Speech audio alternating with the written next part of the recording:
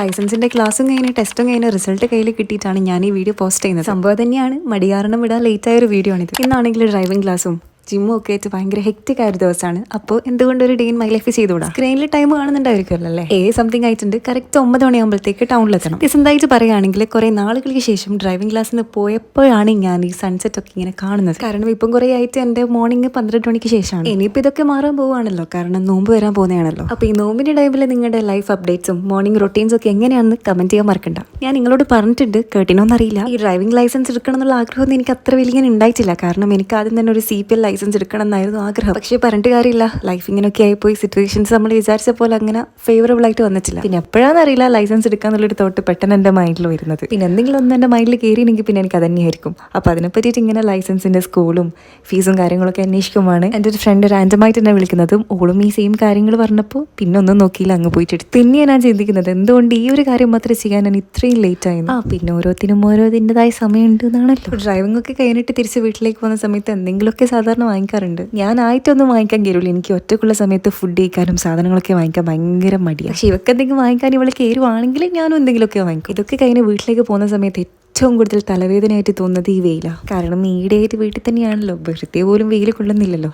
ഞാൻ ഈ 12 മണി സമയത്ത് വെയിലൊക്കെ കൊള്ളുന്ന സമയത്ത് ഉണ്ടാകുന്ന ഒരു തലവേദന. അതുകൊണ്ട് തന്നെ വീട്ടിലെത്തി കഴിഞ്ഞിട്ട് ഇത്രയും റീഫ്രഷ് ആകാൻ വേണ്ടിയിട്ട് ഫ്രൂട്ട്സ് കൺസ്യൂം ചെയ്യുന്നത് വളരെ നല്ല തീരുമാനമായിട്ട് ഞാൻ എന്നെ തന്നെ അപ്രീഷിയേറ്റ് ചെയ്യാറുണ്ട്. ഈ ഫ്രൂട്ട്സ് കഴിച്ച് കഴിഞ്ഞാൽ കുറച്ച് സമയം കഴിയുമ്പോഴത്തേക്ക് എനിക്ക് എന്തെങ്കിലുമൊക്കെ ക്രേവിങ്സ് അങ്ങ് വരാൻ തുടങ്ങും. അതുകൊണ്ട് തന്നെ തിരിച്ചു വരുന്ന സമയത്ത് എന്തെങ്കിലുമൊക്കെ ഞാൻ വാങ്ങിക്കാറുണ്ട്. അധിക ദിവസവും അത് മാങ്കി ആയിരിക്കും. ഇന്നും മാങ്കി തന്നെയാണ് വാങ്ങിച്ചത്. അപ്പോൾ ഒരു മാങ്കി എടുത്തിട്ട് പിന്നെ ഈടെയായിട്ട് എനിക്ക് ഏറ്റവും ഇഷ്ടമുള്ള കാര്യമാണ് റീഡിങ്. പൊതുവേ വായിക്കുന്ന ആൾക്കാരാണെങ്കിൽ നിങ്ങൾ ചിന്തിക്കുന്നുണ്ടാവും, ഈ ബുക്കൊക്കെ നീ ഇപ്പാണോ കാണുന്നത്? അത് ഈ സംഭവം അങ്ങനെയല്ല.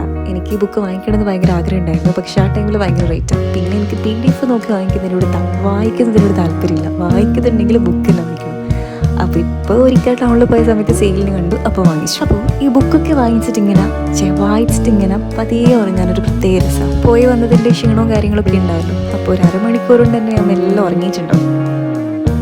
ആ ഉറങ്ങിയവർക്ക് പിന്നെ എണീക്കാൻ ഞാൻ ഈവനിങ്ങാണ്. ഇന്നധികം ലേറ്റ് ആക്കിയിട്ടില്ല, കാരണം ഇത് കഴിഞ്ഞിട്ട് വീണ്ടും ഗ്രൗണ്ടിലേക്ക് പോകാനുണ്ട്. അവിടെ 8 മിനിറ്റ്സൊക്കെ എന്നെ കാത്തിക്കുന്നുണ്ട്. നല്ലോണം ലേറ്റ് ആയതുകൊണ്ട് തന്നെ ഫുഡ് കഴിച്ചിട്ട് അങ്ങ് ഓർഡർ ചെയ്തു. പിന്നെ അവിടെ എത്തിയിട്ട് കാര്യമായിട്ട് ഞാനൊന്നും ഷൂട്ട് ചെയ്തിട്ടില്ല, കാരണം ഗ്രൗണ്ടിൻ്റെ ഉള്ളിൽ ഷൂട്ടിംഗ് ഒന്നും അലൗഡ്. അതുകൊണ്ട് തന്നെ അവിടുത്തെ പരിപാടിയൊക്കെ കഴിഞ്ഞിട്ട് പിന്നെ നേരെ പോയത് ഫുഡ് കഴിക്കാനാണ്. ഇവളൊരു ഗുണം എന്താന്ന് വെച്ചാൽ ഏത് ടൈപ്പ് ഫുഡാണ് വേണ്ടതെന്ന് പറഞ്ഞാൽ മതി, വാങ്ങിച്ച് കയ്യിൽ തന്നിരിക്കും. ബില്ല് പോലും കൊടുക്കേണ്ട കാര്യം. ഇതാണ് ദുബായ് ഫ്രണ്ട്സിന് കിട്ടിയാലുള്ളൊരു ഗുണം. സ്നേഹത്തോടെ ഒരു ട്രീറ്റ് തരുമ്പോൾ എങ്ങനെയാ വേണ്ടെന്നൊക്കെ. പിന്നെ ഇതൊരു മാതിരി കടം കൊടുക്കുന്ന മാതിരിയാണ്. കാരണം ഇന്ന് ഞാൻ ഇവൾ ഊറ്റിട്ടുണ്ടെങ്കിൽ നാളെ വേറെ ഏതെങ്കിലും ഒരു ഫ്രണ്ട് എന്നെ ഊറ്റും. അത് വേറെ കാര്യം. അപ്പോൾ കാര്യത്തിലേക്ക് വരികയാണെങ്കിൽ സമയം ഇന്നും ബാക്കിയുണ്ട്, കാര്യങ്ങളൊന്നും കഴിഞ്ഞിട്ടില്ല. ഇനി നേരെ ജിമ്മിലേക്ക് പോകാനുണ്ട്. ഇങ്ങനെയുള്ള ദിവസമാണെങ്കിൽ ഞാൻ പൊതുവേ എൻ്റെ വലിയ ബാഗ് എടുക്കും, ജിമ്മിലിടേണ്ട ഡ്രസ്സും കാര്യങ്ങളൊക്കെ അതിൽ കയറ്റും. എന്താല്ലേ എൻ്റെ ഒരു ഡെഡിക്കേഷൻ. ഇത്രയും ടയർഡായിട്ടും ജിമ്മിൽ പോകാൻ കാണിക്കുന്ന എൻ്റെ ഒരു മനസ്സ്, അതെങ്ങനെയാണ്. എനിക്ക് ജിമ്മിനോട് വല്ലാത്തൊരു താല്പര്യം. പോയതിനെ കൊണ്ട് പ്രത്യേകിച്ച് ഉപകാരം ഉണ്ടോ എന്ന് ചോദിച്ചാൽ വെയിറ്റ് ഗെയിനാണ് എൻ്റെ ലക്ഷ്യം. ഇനി വെയിറ്റ് കൂടുന്നുണ്ടോ എന്ന് ചോദിച്ചാൽ കുറയുന്നല്ലാണ്ട് ഇതുവരെ ഒരു തരി കൂടിയിട്ടില്ല. എന്ന് വെച്ചാൽ പ്രത്യേകിച്ച് ഉപകാരമൊന്നും ഇല്ലെങ്കിലും ജിമ്മിലിങ്ങനെ പോകാനും വെയിറ്റ് ഇൻക്രീസ് ചെയ്യാനൊക്കെ എനിക്ക് ഭയങ്കര ക്രേസുള്ളൊരു കാര്യമാണ്. പിന്നെ എടുത്തു വരേണ്ട ഒരു കാര്യം,